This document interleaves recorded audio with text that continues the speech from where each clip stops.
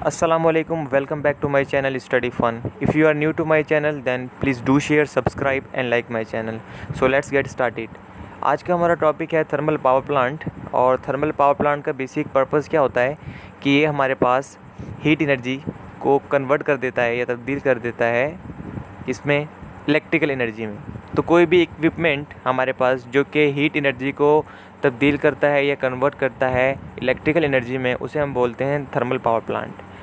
तो thermal power plant के अंदर हमारे पास ऑप्शंस होते हैं फ्यूल को यूज़ करने के, यानी कि जो फ्यूल हीट एनर्जी प्रोड्यूस करेगा वो हमारे पास क्या होते हैं कि या तो हमारे पास सॉलिड फ्यूल होता है, या हमारे पास लिक्विड फ्यूल होता है, या हमारे पास गैसियस फ्यूल होता है। अब जिस तरह मैंने आपको रेफ्रिजरेशन साइकिल पढ़ाई थी उसमें आपको मैंने बताया था कि पूरी साइकिल में रेफ्रिजरेंट फ़्लो होता है, और रेफ्रिजरेंट के फ़्लो होने से और फेस चेंज होने से हमारे पास क्या होता है, हमारे पास जो है रेफ्रिजरेशन इफेक्ट यानी कूलिंग इफेक्ट प्रोड्यूस होता है। तो उसे हम बोल रहे थे एज अ वर्किंग सब्सटेंस। तो इसके अंदर जो थर्मल पावर प्लांट आज मैं पढ़ा रहा हूँ उसे हम बोल रहे हैं स्टीम पावर प्लांट। क्यों बोल रहे हैं? क्योंकि इसके अंदर जो वर्किंग सब्सटेंस है वो होगा वाटर। तो वाटर क्या होगा इसके अंदर, पूरा सर्किट के अंदर या कोई भी इक्विपमेंट है इसके अंदर क्या करेगा, फ्लो करेगा। ठीक है। तो कुछ लोग ये भी बोलते हैं कि उसके अंदर तो वेपर भी होता है। तो वेपर भी आप देख लें कि वाटर का ही फेस है ना, वाटर के 3 फेस होते हैं, लिक्विड, सॉलिड और गैसियस। ठीक है। तो स्टीम क्या है, गैसियस फेस ऑफ वाटर है ना, तो है तो फेस ऑफ वाटर ना, इसलिए। ठीक है। तो सबसे कन्वीनियंट वे, सबसे आसान तरीका क्या होगा कि हम क्या करें, हीट एनर्जी को इलेक्ट्रिकल एनर्जी में कन्वर्ट कर दें। सबसे आसान तरीका क्या होगा, सिंपली हम क्या करेंगे, पानी लेंगे या वाटर लेंगे, उसको सिंपली क्या करेंगे, हम गर्म करेंगे, और गर्म करने के बाद उसको बॉयल करने के बाद उसको वेपर बनाएंगे। एंड देन वो जब वेपर बन जाएगा तो उसको ऐसी डिवाइस से गुजारेंगे जिससे क्या होगा, हमारे पास वो शेफ्ट को घुमा दे या मैकेनिकल वर्क प्रोड्यूस कर दे, और उसे हम बोलते हैं टरबाइन। एंड देन टरबाइन से गुजरने के बाद, क्योंकि वो टरबाइन के अंदर हाई एक्सपेंशन होती है, तो वो उसका फेस जो होता है यानी कि उसके अंदर लिक्विड्स मालिक्यूल्स थोड़े से रह जाते हैं, यानी कि लिक्विड रह जाता है थोड़ा सा, और थोड़ा सा हमारे पास वेपर रहता है यानी कि वेट वेपर बन जाता है। अब उसको कम्प्लीटली हमने किस में कन्वर्ट करना होता है, लिक्विड फॉर्म में। तो उसे हम कंडेंसर से पास करवाते हैं, और साथ साथ जब वो कंडेंसर से पास होता है कम्प्लीटली लिक्विड बन जाता है, बट वो लो प्रेशर पे होता है। तो और जो हमारा बॉयलर है जिसके अंदर बेसिकली क्या होता है, मेन जो हमारा वाटर स्टीम बनता है वो बॉयलर के अंदर बनता है। तो हमारे पास 4 इक्विपमेंट, ये 4 हमारे पास कंपोनेंट्स होंगे ये सारा काम करने के लिए। पहला हमारे पास क्या है कि बॉयलर, जिसमें हमने क्या किया, पानी को गर्म करके उसको स्टीम बना लिया। दूसरा हमारे पास टरबाइन हो गई, इसमें से हमने उसको पास करवा के वर्क प्रोड्यूस करवा लिया, एंड देन उससे इलेक्ट्रिकल एनर्जी प्रोड्यूस कर ली। उसके बाद जो वेट वेपर बना टरबाइन से निकलने के बाद उसे हमने कंडेंसर से पास करवाया, और वो क्या बन गया, लिक्विड फॉर्म में बन गया। एंड देन क्योंकि वो लिक्विड लो प्रेशर पे है, उसका प्रेशर हाई करने के लिए हमने पंप लगाया। ठीक है। तो ये 4 कंपोनेंट्स बेसिक हैं जो कि क्या करते हैं, कंप्लीट थर्मल पावर प्लांट बनाते हैं या स्टीम टरबाइन पावर प्लांट बनाते हैं। और स्टीम टरबाइन पावर प्लांट जिस साइकिल पे काम करता है उसे बोलते हैं रैंकाइन साइकिल। तो जो ये साइकिल आपके पास इस वक्त शो हो रही है इसे हम बोल रहे हैं रैंकाइन साइकिल। ठीक है। बाकी आपको शो हो रहा होगा इधर क्या है कि इकोनोमाइज़र क्या है, और सुपर हीटर क्या है, रीहीटर क्या है, और ये हमारे पास डिफरेंट आपके पास शो हो रहे हैं ना। तो ये मैं आपको एक्सप्लेन करूँगा एक डायग्राम से। ठीक है। उसके बाद डायग्राम एक्सप्लेन करने के बाद फिर मैं दोबारा इधर वापस आऊँगा, एंड देन फिर आपको अच्छा सा समझ आ जाएगा कि कहने का मतलब क्या था। ठीक है। तो अब हम चलते हैं इसकी फ़िज़िकल इंटरप्रिटेशन की, फ़िज़िकली क्या हो रहा होता है बॉयलर के अंदर। तो सबसे पहले मैं बताने लगा हूँ बॉयलर का स्ट्रक्चर। ठीक है। सिंपली ये हमारे पास है बॉयलर का एक स्ट्रक्चर। ठीक है। अभी और भी इसके अंदर चीज़ें आएंगी, ये सिर्फ इसका क्या है, आप कह सकते हैं बाहर का स्ट्रक्चर है। अभी इसके इंटरनल कंपोनेंट्स मैंने बताने हैं। ठीक है। अब ये हमारे पास मैंने शो क्या किया हुआ है, सारा बॉयलर है, और साथ साथ अगर मैं बात करूँ ये जो चीज़ बनी हुई इधर, ये जो डाउनवर्ड जा रही है ना, आपको शो हो रहा होगा ये वाली, इसको मैं ब्लैक से एरो से शो भी कर रहा हूँ। ठीक है। ये जो डाउनवर्ड है इसे बोलते हैं डाउन कमर, वो भी मैं आपको बताऊँगा क्या है। और जो हमारे पास ये ऊपर जा रहा है, ये वाली चीज़ देखिए, एक हमारे पास डाउनवर्ड जा रहा है और एक अपवर्ड जा रहा है। जो डाउनवर्ड जा रहा है उसे हम बोल रहे हैं डाउन कमर, और जो अपवर्ड जा रहा है यानी यहाँ पानी अपवर्ड जाएगा, ठीक है, उसे बोल रहे हैं हम क्या, सिंपली राइज़र। अब ये सिंपली हमारे पास फायर लगी हुई है बॉयलर के अंदर, ये बॉयलर की फर्नेस है। अब फायर लगने से क्या होगा, हमारे पास फॉर एग्जांपल हम सॉलिड फ्यूल यूज़ कर रहे हैं, कोयला यूज़ कर रहे हैं या कोक यूज़ कर रहे हैं, कोई भी यूज़ कर रहे हैं, उससे हमारे पास क्या होगा, हीट एनर्जी प्रोड्यूस होगी। उस हीट एनर्जी से हम क्या करेंगे, सिंपली पानी को गर्म करेंगे। अब ये हमारे पास आ गया स्टीम ड्रम। इसके अंदर क्या होता है, आधा जो ना, ये आधा जो होता है ये फिलअप होता है किससे, वाटर से, और आधा इसके अंदर क्या होता है, जो भी स्टीम बन रही होती है वो ऊपर इसके बनना शुरू हो जाती है। अब आप खुद देखिए ना कि जो वेपर है उसकी डेंसिटी क्या होती है, कम होती है, तो वो क्या करता है, जो कम डेंसिटी वाला होता है वो ऊपर रह जाता है, और जो हाई डेंसिटी वाला होता है वो क्या करता है, नीचे बैठना शुरू कर देता है। तो इसलिए पानी और जो स्टीम जो बनती है वो अलग रहते हैं, because of the difference of their densities. ठीक है, ये आपको बहुत पता होगा। अच्छा, अब हमारे पास सिंपली क्या होता है, हम क्या करते हैं, कोई भी कोयला या कोई भी सॉलिड फ्यूल लिया हमने, कोई भी आप और भी ले सकते हैं, गैसियस फ्यूल भी ले सकते हैं, मैं यहाँ कोयले की बात कर रहा हूँ, जो कि सिंपली पाकिस्तान की बात कर लें, आप किसी की बात कर लें। तो हमारे पास क्या होता है, उस कोयले ने क्या किया, हीट एनर्जी प्रोड्यूस कर दी।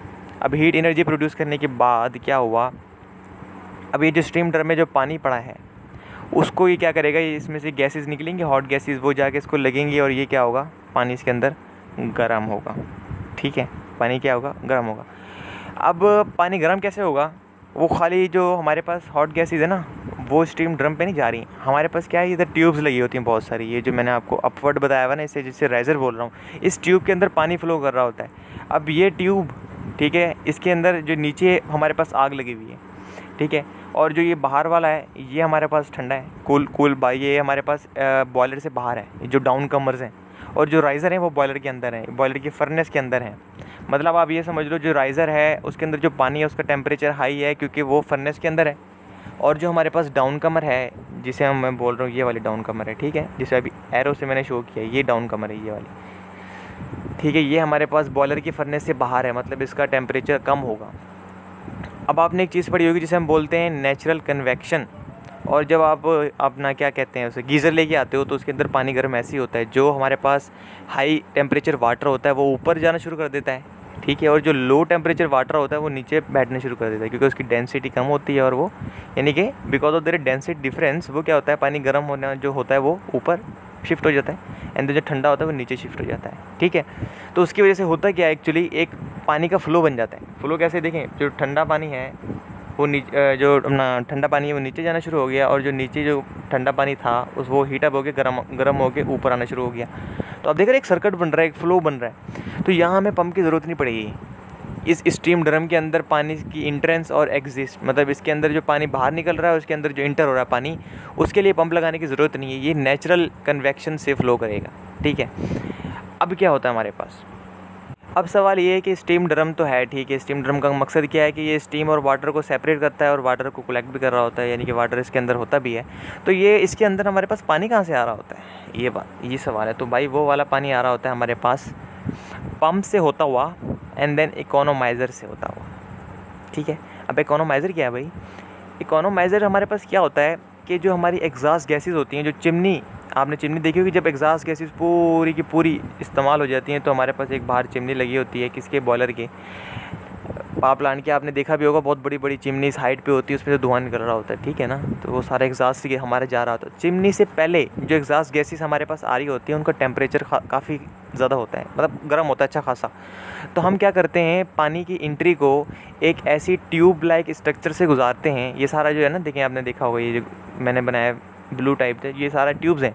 इसमें से अगर मैं पानी, ठंडा पानी फ़्लो करवाऊँ और यहाँ से हमारी एग्जॉस्ट गैसेस आ रही हैं बॉयलर से होते हुए, यानी कि एग्जॉस्ट गैसेस निकली, वो इधर से अपवर्ड से आई, फ़्लो करते करते करते इधर जाना शुरू हो गई, ठीक है, इधर आना शुरू हो गई।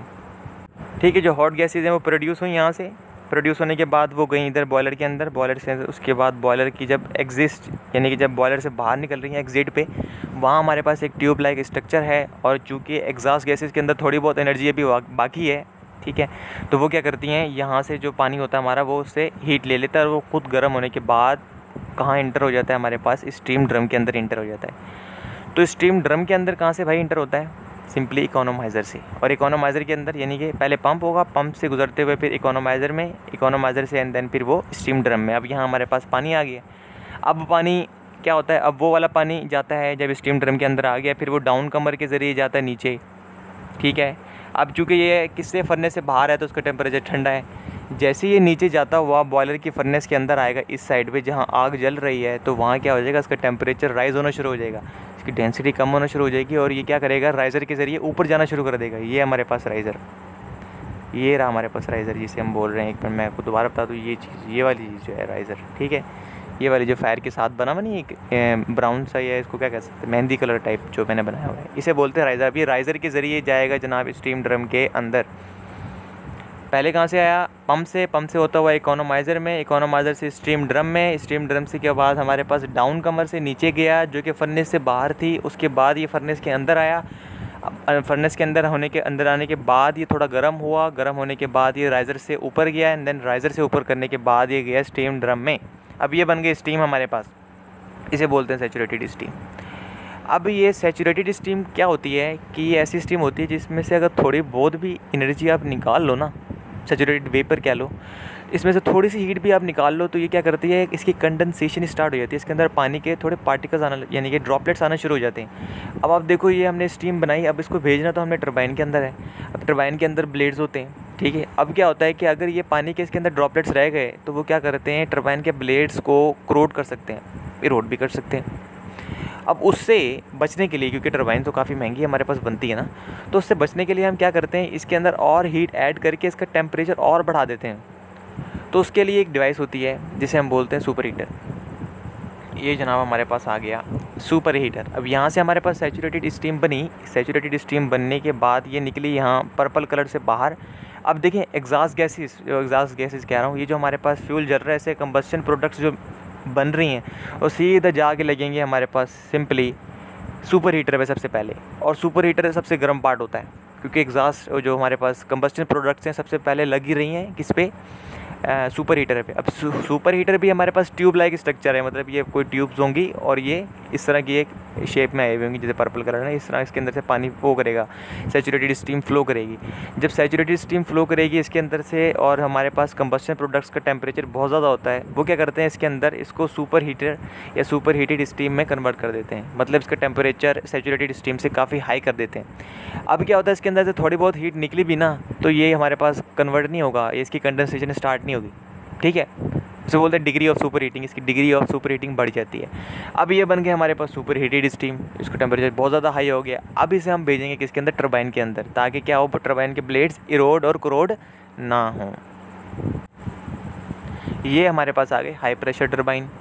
अब देखिए टरबाइन की भी 3 टाइप्स होती हैं, एक हाई प्रेशर टरबाइन होती है, एक इंटरमीडिएट प्रेशर टरबाइन होती है और एक लो प्रेशर टरबाइन होती है, ठीक है।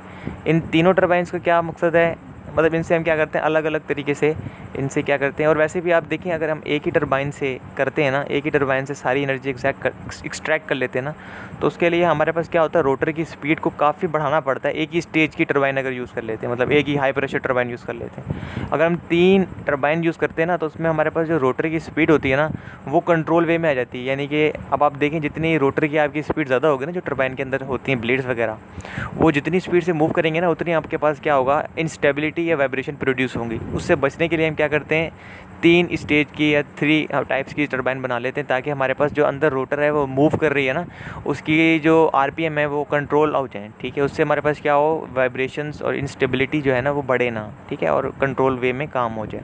अब हाई प्रेशर टरबाइन में जब स्टीम हमारे पास सुपर हीटेड स्टीम है वो गई है, और सुपर हीटेड के बाद ये निकली है हाई टरबाइन से। अब हाई टरबाइन ने काम कर दिया, हमारे पास वर्क प्रोड्यूस कर दिया है। अब वहाँ से हमारे पास स्टीम निकली। अब स्टीम ने चूँकि कुछ काम कर दिया है, और हमारे पास टरबाइन में हमारे पास होता है क्या, एक्सपेंशन होती है, और ये वर्क प्रोड्यूसिंग डिवाइस है। जब एक्सपेंशन होती है तो प्रेशर कम हो जाएगा, टेम्परेचर भी ज़ाहिर सी बात है कम हो जाएगा। अब ये चांस होता है कि जब ये अगली स्टेज की टरबाइन में जाए, लो प्रेशर या इंटरमीडिएट प्रेशर टरबाइन में जाए, तो वहाँ कहीं ऐसा ना हो कि दौरान जब ये एक्सपेंड हो रही हो टरबाइन के अंदर, तो वहाँ ड्रॉपलेट्स यानी कि इसकी कंडेंसेशन स्टार्ट हो जाए। तो अभी हम ये सोचते हैं कि यार हम ऐसा करते हैं, इसका टेम्परेचर थोड़ा और बढ़ा के ना फिर अगली टरबाइन में भेजते हैं। तो उसके लिए हमारे पास एक और डिवाइस होती है जिसे हम बोलते हैं रीहीटर।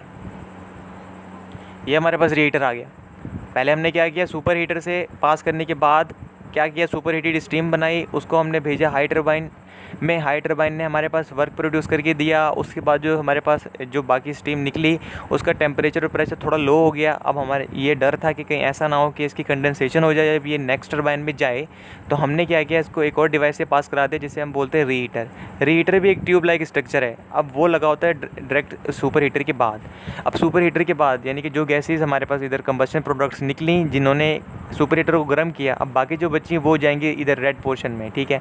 रेड पोर्शन में जाने के बाद होगा क्या, हमारे पास सिंपली ये क्या करेंगे, रीहीट करेंगे। यानी कि जो हमारे पास जो ये हमारे पास हाई टरबाइन से जो निकल रही है ना, ये वाली, ये हमारे पास जो स्टीम है, ये जाएगी रीहीटर में। रीहीटर से इधर होते हुए जनाब रीहीटर से जाएगी बाहर। अब क्या होगा, इधर कंबस्शन प्रोडक्ट्स क्या करेंगे, इसको गर्म कर देंगे। अब इसका टेम्परेचर और प्रेशर दोबारा क्या हो जाएगा, हाई हो जाएगा। ठीक है, अब यहाँ प्रेशर की बात नहीं करेंगे, ये आपने बात याद रखनी है। ये क्या होता है, कांस्टेंट प्रेशर हीटिंग होती है। ठीक है, मतलब टेम्परेचर बढ़ जाएगा इसका, आप सिंपली ये बोल दो। ठीक है, और टेम्परेचर बढ़ने से क्या होगा, इसकी कंडेंसेशन फ़ौरन नहीं होगी।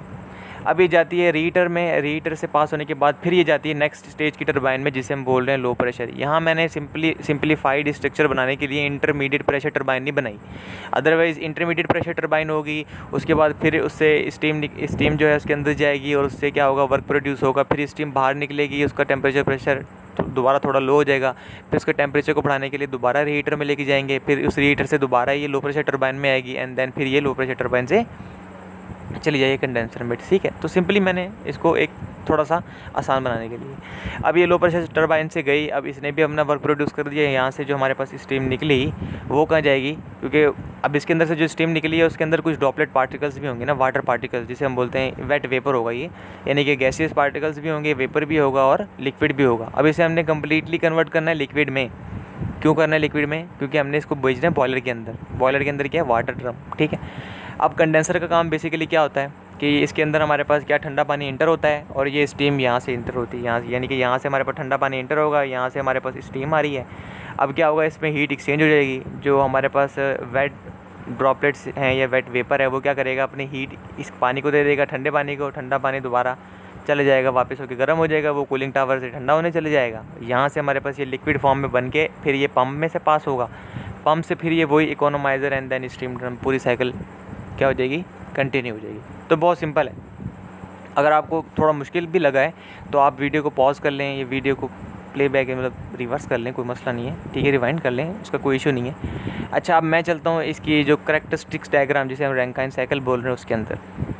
अच्छा, अब देखिए बॉयलर क्या होता है, हाई प्रेशर डिवाइस है, इसके अंदर हाई प्रेशर होता है क्योंकि इसके अंदर टेम्परेचर या फर्नेस यानी कि कूलिंग, यहाँ हीटिंग प्रोड्यूस हो रही होती है। ठीक है, अब यहाँ हमारे पास बॉयलर के अंदर सैचुरेटेड स्टीम बनी। अब उस सैचुरेटेड स्टीम को हमें डर क्या होता है कि उसके कंडेंसेशन ना हो जाए, कंडेंसेशन से बचने के लिए उसे एक डिवाइस से पास कराते हैं जिसे हम बोलते हैं रीहीटर। रीहीटर क्या होता है, कांस्टेंट प्रेशर हीटिंग होती है।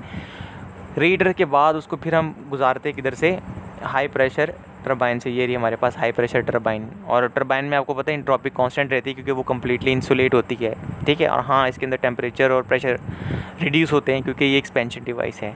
और हाई प्रेशर टरबाइन से जब ये निकलती है हमारे पास स्टीम, अब उसके अंदर हमें दोबारा चांसेस होते हैं कि कंडेंसेशन ना हो जाए, तो उसका टेम्परेचर बढ़ाने के लिए, कांस्टेंट प्रेशर हीटिंग करने के लिए हम क्या करते हैं, दोबारा उसको रीहीटर से पास कराते हैं। तो ये वाला हमारे पास रीहीटर है। रीहीटर में दोबारा शो कर देता हूँ, एक ये वाला है, इसे बोलते हैं सुपर हीटर, और एक हमारे पास है ये वाला, इसे हम बोल रहे हैं रीहीटर। ये रहा, इसको मेंशन भी मैंने किया हुआ है। ठीक है, रीहीटर। रीहीटर से पास होने के बाद फिर ये क्या करेगी, लो प्रेशर टरबाइन में जाएगी क्योंकि इसका टेम्परेचर हाई हो गया है, प्रेशर कांस्टेंट है।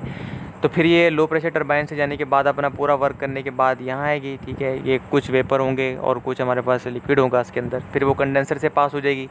कंडेंसर क्योंकि लो प्रेशर डिवाइस है, इसके अंदर लो प्रेशर लो टेम्परेचर होता है, तो हम क्या करते हैं, पंप के ज़रिए तो इसका कुछ प्रेशर बढ़ा देते हैं यहाँ तक। ठीक है, अब हमारे पास क्या होता है कि अगर अब यहाँ अब आप देखें इस स्टेज पे, ये जो हमारे पास पॉइंट है, ये वाला पॉइंट जहाँ पंप का एंड हो रहा है, यानी कि जहाँ पंप ने प्रेशर बढ़ा दिया है, वहाँ हमारे पास टेम्परेचर जो होता है पानी का वो लो होता है, 20, 30 या 40 डिग्री होगा मैक्सिमम।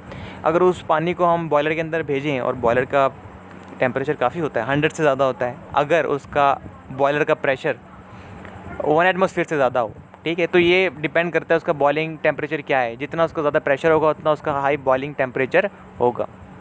तो इस ठंडे पानी को हम जब बॉयलर के अंदर भेजेंगे और बॉयलर के अंदर थोड़ा गर्म पानी होगा, तो हमारे पास हो सकता है कि थर्मल स्ट्रेसिस प्रोड्यूस हो जाए, क्योंकि देखिए ना, एकदम ठंडा पानी आएगा और एक हमारे पास गर्म पानी पहले से मौजूद होगा, तो थर्मल स्ट्रेसिस प्रोड्यूस होने का चांस होगा।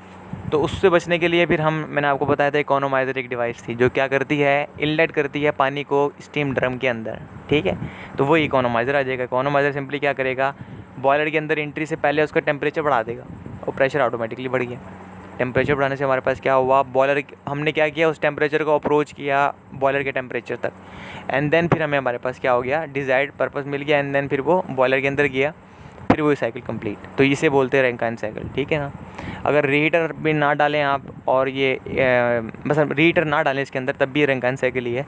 रीहीटर सिर्फ एक मॉडिफिकेशन है। मैंने आपको बताया है कि इंडस्ट्री में इसकी एफिशिएंसी को बढ़ाने के लिए क्या क्या काम किए जाते हैं, और भी काम होते हैं, बहरहाल उसका मैं तस्करा नहीं यहाँ कर रहा हूँ। मैंने ये जो टॉपिक है थोड़ा हल्का रखा है, हल्का हाथ रखा है, ताकि आपको समझने में आसानी हो। तो उम्मीद है कि आपको वीडियो अच्छी लगी होगी, और अगर आपके लिए हेल्पफुल है तो आप मुझे कमेंट्स में ज़रूर बताएं, और आपके आइडियाज़ या कोई भी आप कमेंट्स या कोई भी आप शेयर करना चाहें तो कर सकते हैं। कोई आपका डिमांड का कोई टॉपिक हो तो वो भी आप बताएं ज़रूर। और दूसरे ये लाइक और सब्सक्राइब ज़रूर करना है आपने। और थैंक यू वेरी मच। तो मिलते हैं नेक्स्ट वीडियो में।